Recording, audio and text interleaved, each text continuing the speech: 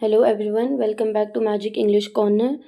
और आज हम क्लास 6 के फर्स्ट यूनिट का second chapter the raven and the fox के क्वेश्चन आंसर्स करने वाले हैं, जितने भी टेक्स्ट बुक के क्वेश्चन आंसर्स थे। एंड अगर आपने चैप्टर नहीं पढ़ा है तो फिर आप मेरे चैनल पे जाके इसका पहले चैप्टर पढ़ लीजिए, क्योंकि बिना चैप्टर समझे आप क्वेश्चन आंसर्स नहीं कर सकते। So let's start. तो पेज नंबर्स मैंने मेंशन कर रखे हैं, तो आप लोगों को कोई ज़्यादा परेशानी नहीं होगी। जस्ट पेज नंबर चेक करके आप क्वेश्चन देख सकते हैं। We know that frog croaks. Did you know that raven also croak? Yes. जो फर्स्ट क्वेश्चन है कि जो फ्रॉग जो होते हैं वो क्रॉक करते हैं, मतलब फ्रॉग की जो आवाज़ होती है वो बहुत ज़्यादा हार्श होती है। क्या आपको पता है कि रेवन की आवाज़ भी बहुत ज़्यादा हार्श है? हमें पता है। कि हमें कैसे पता है? क्योंकि रेवन जो है वो एक क्रो है, और जो क्रो जो होता है उसकी आवाज़ बहुत ज़्यादा हार्श होती है, इसलिए रेवन की आवाज़ भी जो है बहुत ज़्यादा हार्श है, मतलब क्रॉक है। ठीक है, नेक्स्ट की तरफ चलते हैं। Which animal is shown to be cunning in story? Circle the correct answer. इस स्टोरी में कनिंग कौन होगा? मतलब कनिंग का मतलब होता है बहुत ज़्यादा तेज़ कौन होगा, क्लेवर कौन होगा। तो हमारी स्टोरी में टाइगर तो है ही नहीं, हमारी स्टोरी में बेयर भी नहीं है, हमारी स्टोरी में फॉक्स है। और फॉक्स जो है बहुत ज़्यादा कनिंग है, तेज़ है, क्लेवर है। तो अब हम थर्ड क्वेश्चन की तरफ चलते हैं। Fill in the blanks by choosing the correct option.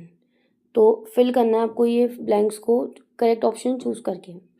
The raven is dash. तो जो रेवन था, मिस्टर रेवन जो थे वो क्या थे? मिस्टर रेवन एक बर्ड थे। ठीक है। The name of the fox is dash. Raven जो थे वो तो बर्ड थे, रेनॉट जो था वो फॉक्स था। ठीक है, तो इसका ये होगा। Mister raven had dash in his beak. Mister raven की जो बीक थी, मतलब जो चोंच थी, उसके अंदर क्या था? मिस्टर रेवन की चोंच के अंदर अ पीस ऑफ फूड था, जिसके लिए मिस्टर रेनॉट जो है उसकी तारीफें कर रहे थे। अब चलते हैं फोर्थ की तरफ। The fox called the raven a dash bird. तो जो फॉक्स होता है वो रेवन को क्या कहता है? फुलिश बर्ड या फिर गुड लुकिंग बर्ड? तो इसका आंसर हमारा होगा गुड लुकिंग बर्ड, क्योंकि पहले उसने गुड लुकिंग बर्ड कहा था, बाद में हाँ वो थोड़ा जब उसको पीस मिल जाता है उसके बाद वो कहता है। तो पहले उसने गुड लुकिंग बर्ड कहा था। The fox ask the raven to dash. तो जो फॉक्स था उसने रेवन से क्या करने को कहा था? उसने रेवन से कहा था कि वो गाना गाए, वो गाना गाए क्योंकि वो बहुत ज़्यादा अच्छा गाता है, सो डैट उसको वो अपना गाना गाए और जो पीस ऑफ फूड था वो नीचे गिर जाए, फॉक्स उसको ले सके। ठीक है। The raven and the fox live in the dash. Raven और फॉक्स जो है वो कहाँ रहते थे? देखो, एक रेवन जो है वो ट्री पे रह सकता है, लेकिन फॉक्स तो नहीं रह सकता ना, तो वो दोनों मिलके वुड्स पे रहते थे। वुड्स मतलब फॉरेस्ट। ठीक है। The raven dash that he croaked. तो जो रेवन था वो क्या हो जाता है? मतलब उसको याद था कि वो उसकी जो आवाज़ है बहुत ज़्यादा हार्श है। क्रॉक्ड का मतलब होता है बहुत हार्श आवाज़ होना, मतलब बहुत ज़्यादा हार्श नॉइज़ क्रिएट करना, उसको क्रॉक्ड कहते हैं। तो रेवन जो है वो भूल जाता है कि उसकी जो वॉइस है वो बहुत ज़्यादा हार्श है। The raven open dash beak to dash. जो रेवन था वो अपनी जो बीक होती है, मतलब जो चोंच होती है, उसको क्यों खोलता है? वो गाने के लिए खोलता है। The dash fell down food. तो जब वो अपनी चोंच खोलता है तो क्या गिर जाता है? खाना गिर जाता है। The fox dash at the raven. The fox laughed. जब वो खाना फेंक देता है तो जो फॉक्स होता है वो बहुत ज़ोरों से हंसने लगता है। It is not dash to be too proud of oneself. It is wait. ठीक है। तो it is not dash to be too proud of oneself, wise. ठीक है, वाइस इसका आंसर हुआ wise. The raven learn a dash. तो जो Raven होता है वो उस दिन क्या सीखता है? एक लेसन सीखता है कि इतनी जल्दी हमें किसी पे ट्रस्ट नहीं करना चाहिए। Now let's go question number 2। तो इसमें हमें column A with the meanings in column B. तो हमारे साइड कॉलम ए जो वर्ड्स हैं हमें उनको कॉलम बी के साथ मैच करना है, एंड उनके मतलब कॉलम 1 जो है वर्ड्स जो हैं उनकी मीनिंग्स है कॉलम बी में। तो ये वाला करते हैं। ठीक है।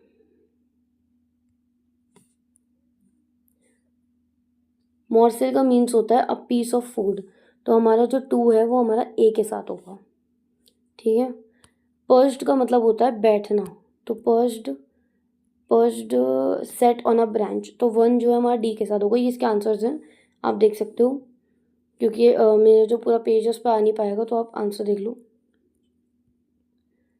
ठीक है। लिम्ब का मतलब होता है ब्रांचेस ऑफ ट्री, तो सिक्स हमारा जी के साथ होगा। तो इस तरीके से ये करना था।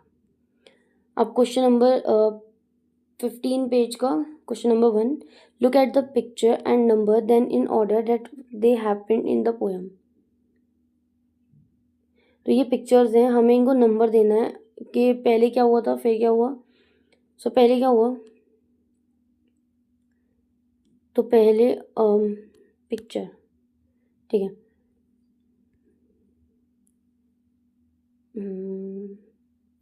पहले क्या हुआ था, पहले मिस्टर रेविन को फूड मिला, तो ये हमारा वन हो गया, ये हमारा वन हो गया। उसके बाद क्या हुआ, सेकंड में मिस्टर रेनॉल्ड यानी कि फॉक्स ने जो है फूड की तरफ देखा, उसका दिल चाहा खाने का, एंड उसके बाद फोर्थ में उसको मिल गया, ठीक है। तो ये रहा इसका answer 3, 1, 4, 2। Read the following lines and answer the question that follow. Sir Raven, you are a handsome bird. Such feathers, if you would only sing, the bird of these wood will call you king. तो ये किसने कहा था, ये mister Raven से mister fox कह रहे हैं कि मिस्टर रेवन आप बहुत ज़्यादा हैंडसम बर्ड हैं, आपके फेदर्स इतने अच्छे हैं और आपकी आवाज़ और आपका गाना तो बहुत ही अच्छा है। अगर आप गाओ तो यहाँ पर जितने भी बर्ड्स होंगे, वुड मतलब फॉरेस्ट के अंदर, वो सब आपको किंग कहने लगेंगे।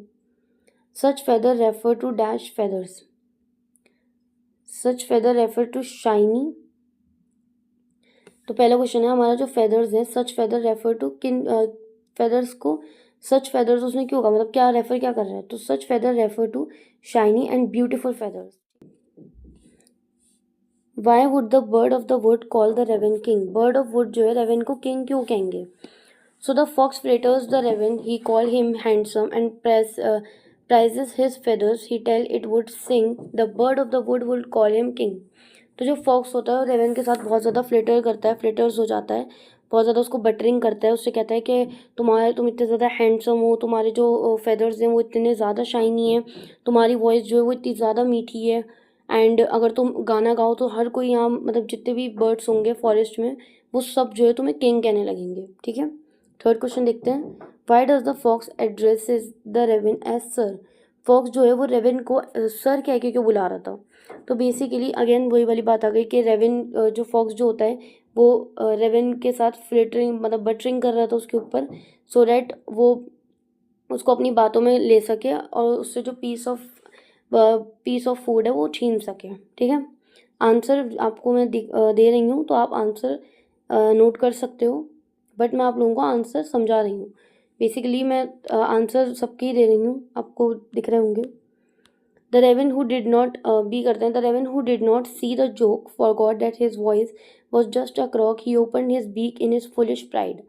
अपनी बेवकूफ़ी में आके जो है मिस्टर रेवन अपनी चोंच खोल देते हैं, वो भूल जाता है कि उसकी जो वॉइस है वो बिल्कुल भी मीठी नहीं है, बल्कि क्रॉक मतलब हार्श वॉइस है, ठीक है।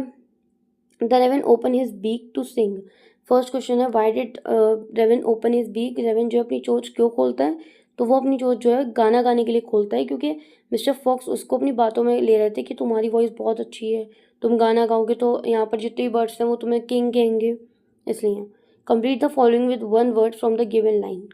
अब हमें कंप्लीट करना है वर्ड को, तो हमारा पहला वर्ड है फॉक्स और उसके साथ वाला वर्ड है क्लेवर, मतलब फॉक्स जो है क्लेवर है, तो मिस्टर रेवन क्या है, मिस्टर रेवन फुलिश है, बेवकूफ़ है, ठीक है। नेक्स्ट क्वेश्चन है why does the raven forgot that his voice is just a croak. तो रेवन क्यों भूल गए थे कि उसकी जो वॉइस है वो बिल्कुल क्रॉक की जैसी है, कोई बहुत मीठी वॉइस नहीं है। The raven believe whatever the fox told him, raven ने बिलीव करा जो भी फॉक्स ने कहा। फॉक्स ने कहा कि तुम्हारी आवाज़ बहुत अच्छी है, तुम्हारे फेदर्स बहुत अच्छे हैं, और अगर तुम गाओ तो सब तुम्हें यहाँ किंग कहेंगे, और जो रेवन थे मिस्टर रेवन वो अपने आप को सच में किंग समझने लगे थे, इसलिए ही फॉरगॉट। फोर्थ क्वेश्चन है why does Reynard make the raven sing. Reynard जो है वो रेवन को रेवन को गाने पे कैसे मना लेता है, मतलब कैसे कहता है कि हाँ तुम गाओ, और वो गाने लगता है। The Reynard was very clever, जो रेनॉल्ड मतलब जो फॉक्स है वो बहुत ज़्यादा क्लेवर है।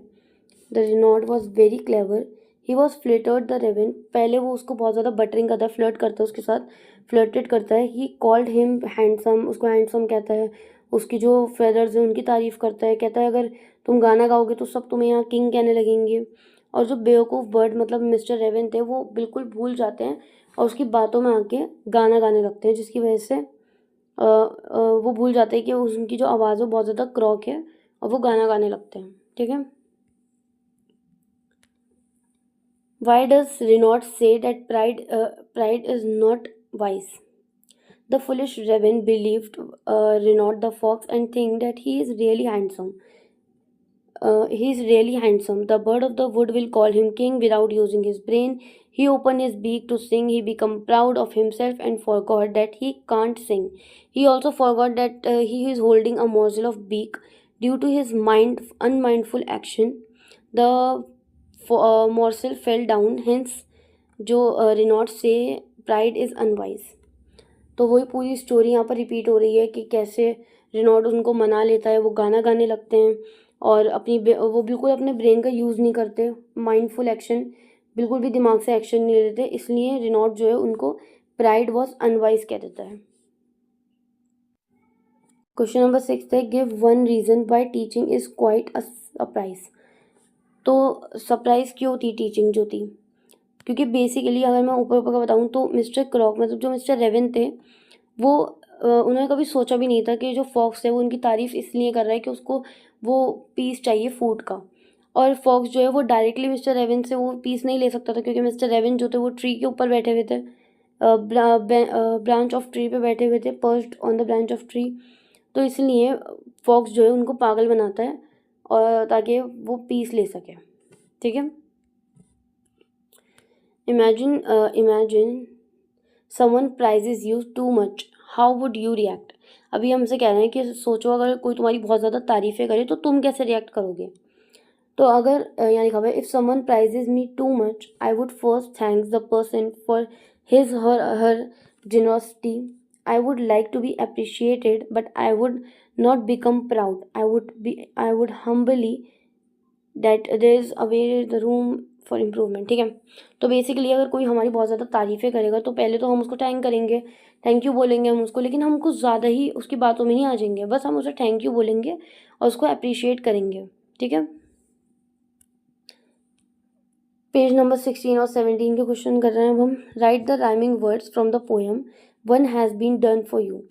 तो हमें जो है राइमिंग वर्ड्स करनी है, जैसे हमारा सेंटेंस 1 है लिम्ब और हिम्ब, तो राइम करना है हमें वर्ड्स को, जो कि हमारे फर्स्ट तो सबके हुए हुए हैं, अब हमें इनको कंटिन्यू में करना है। फर्स्ट वाला हमारा हुआ है तो चलो करते हैं। तो जैसे कि मैंने ये कर रखे हैं लिम्ब हिम, तो बीक और सीक हो सकता है, वर्ड और बर्ड हो सकता है, किंग्स सिंग किंग। तो राइमिंग मतलब वो वर्ड्स जिनकी साउंड काफ़ी हद तक सेम हो, किंग सिंग। ठीक है। जो croak pride I knowing glow unwise surprise, तो इनको हम राइमिंग वर्ड्स कहते हैं। Study the underline words in the poem for the raven held in his great big beak. The word big and beak begin with the same B sound. The song of sweet bird.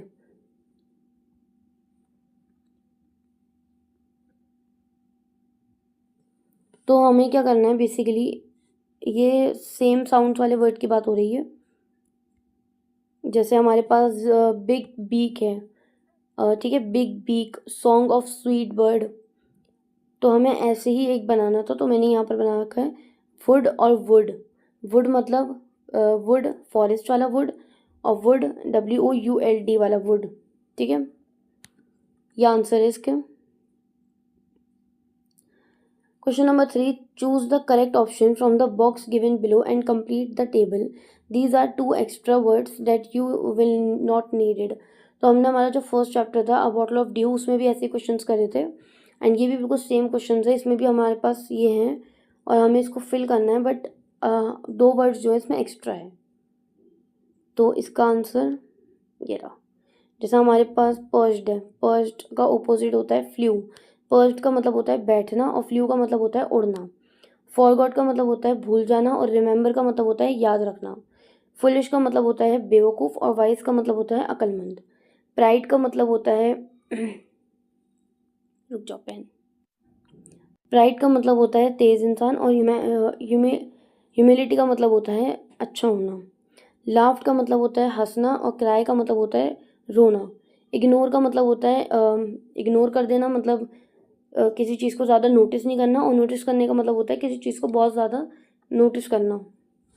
Glow का मतलब होता है चमकना और dim का मतलब होता है अंधेरा, मतलब बिल्कुल भी जो चीज़ ग्लो ना करे, जो चीज़ चमके नहीं। इसके ऑपोजिट्स वर्ड्स नहीं हैं। ठीक है, अब यहाँ पर आ जाते हैं।